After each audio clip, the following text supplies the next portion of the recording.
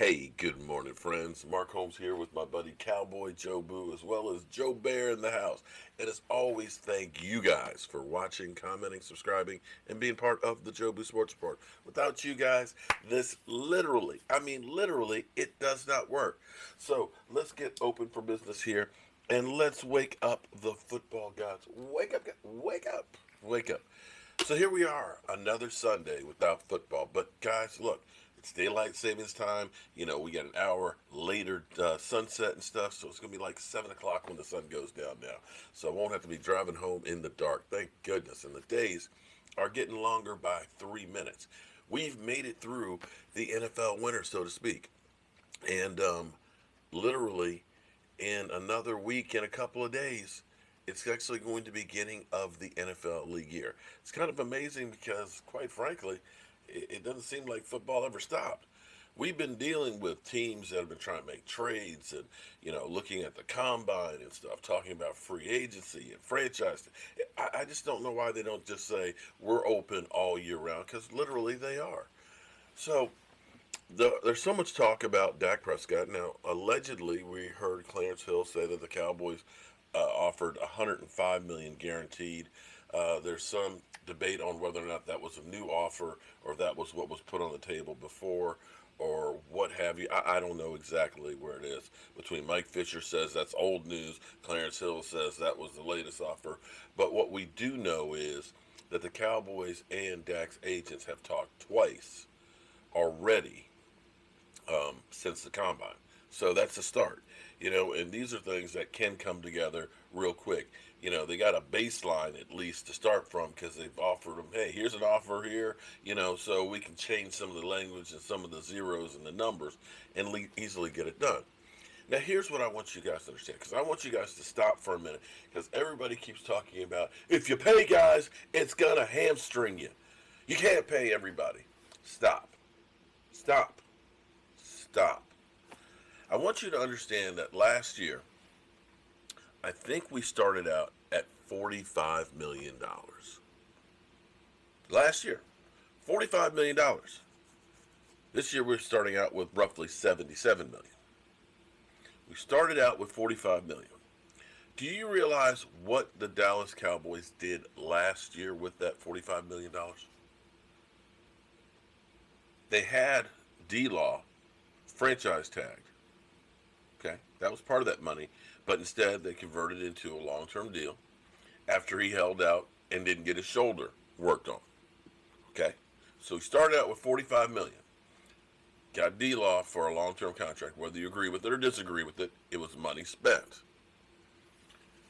They redid and made Zeke Elliott the highest-paid running back in the NFL. Boom. They redid Lyle Collins' deal. Boom. Locking him up for several more years. They got a long-term deal with Jalen Smith.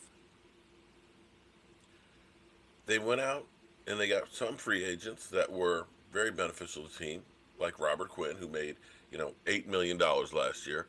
They ended up getting Randall Cobb, who made like $5 million last year, as free agents.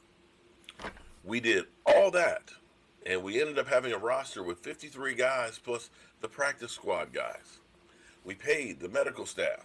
We paid the coaches. Some of them were overpaid. And Jerry Jones, he bought his yacht.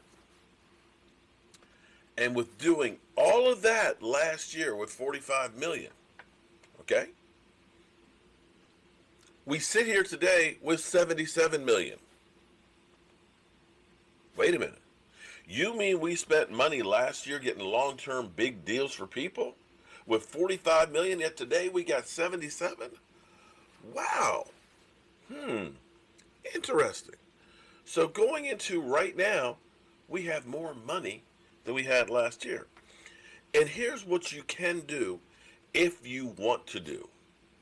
Now, for me, having Jerry Jones as part of the negotiation, the head negotiator for the NFL and the NFLPA contract negotiation, He, more than anyone else, knows exactly how this thing's going to roll, how much money is going to be available, how much it's going to grow. He's got the inside track, and I dare say one of the reasons why they kind of, you know, turn down on the weed stuff is that will directly affect the Dallas Cowboys.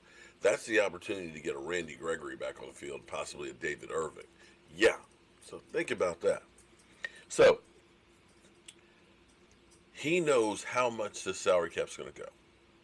You've heard now again, Atlanta Skandrick. I don't know whether or not to believe what he said or not, but hypothetically, he said he saw projections, and I don't know what projections. It could have been that I had some notes that said 240 million, that this cap would go up to 240 million.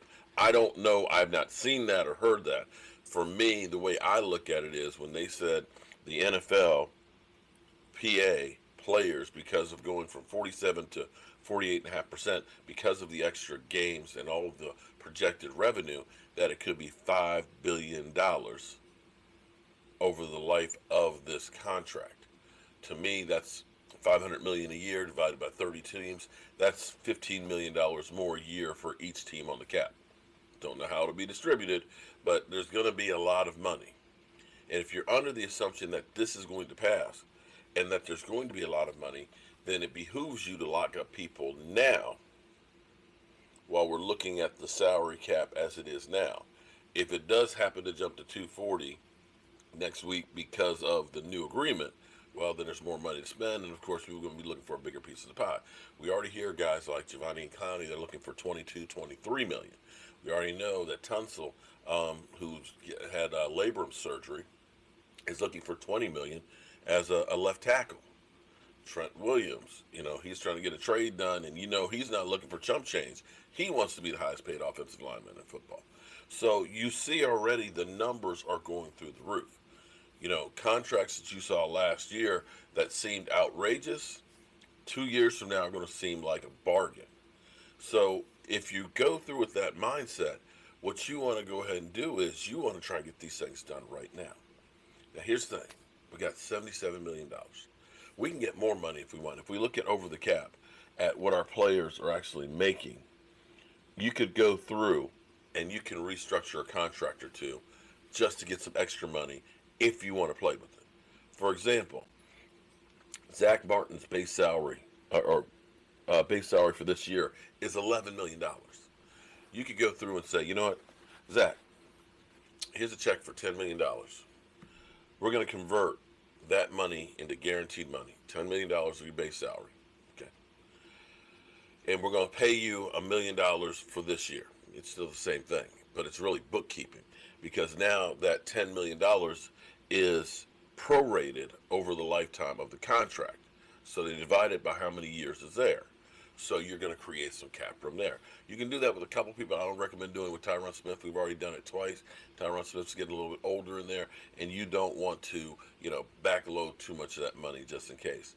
But you can do that with Travis Frederick, you got Zach Martin, and some other players, just if you really need that money. It's best if you don't do that, but you can. Cam Fleming, I got to be honest with you, I'm not sure that Cam Fleming is worth that cap number of $5.1 million. If you release that guy, you can save $4.5 million. Tyrone Crawford is another one that you got to look at and say, Tyrone, we're going to restructure your contract or you're going to take a pay cut because his cap number is 9.1. If he's cut, that's $8 million. So hypothetically, just between Cam Fleming and Tyrone Crawford, you're talking about $12.5 million. That's pretty good. And when you think that Robert Quinn was $8 million last year, okay. You're following me now. Now, if we go through, and a lot of people say, let's just go ahead and franchise tag Dak, screw him. But here's the thing. A lot of you guys do a lot of talking, but you don't know what you're talking about. Here's the problem with franchise tagging him. It is a hard number. It is what it is. If it's $33 million, that's $33 million taken off the cap. franchise tagging him is going to hamper you keeping your free agents or signing others. For example, Russell Wilson signed a $35 million a year extension.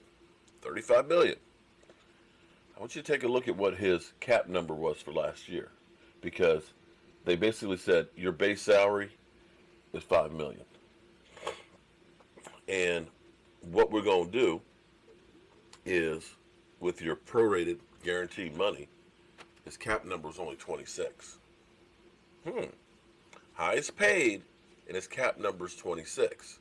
So when you look at saying, if you're saying $35 million a year, well, it was actually $9 million less that season. $9 million is Robert Quinn.